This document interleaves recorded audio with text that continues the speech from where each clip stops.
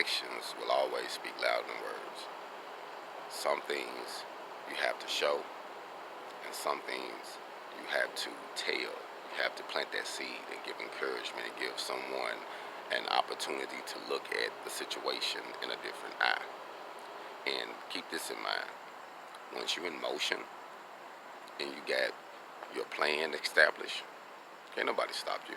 People will hate or say this and this, but I learned that when I created Hog On, that I didn't need the outside influences to get things established once I understood business.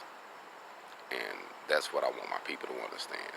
You don't have to go through the routes and the routine of the system that you think you got to go through. That's something that we need to break. If you really want to get some money, it takes money to make money. And that's also something that we have to break, thinking that we're going to get everything for free. Oh man, you my brother, I'm just going to throw you this. Nah, I'm going to help you. I'm going to pay for your services just like you're going to pay for mine. But we work in a system. We're keeping our money in a system. I'd rather spend my money with you than spend my money with someone that's going to spend their money outside of our system. And that's why I stress that money holds no hate. Because once you understand money and you understand that America is a capitalist country, then you will understand that money will work harder for you than you'll work for you. Oh, think about that. Money will work harder for you than you'll work for you. Because money don't get tired. You don't get hungry. You don't have to listen to its problems. You don't have to babysit it. You don't have to give it bonuses. You don't have to take it out to eat. Nothing. All you got to do is say, work. Put it in the right places.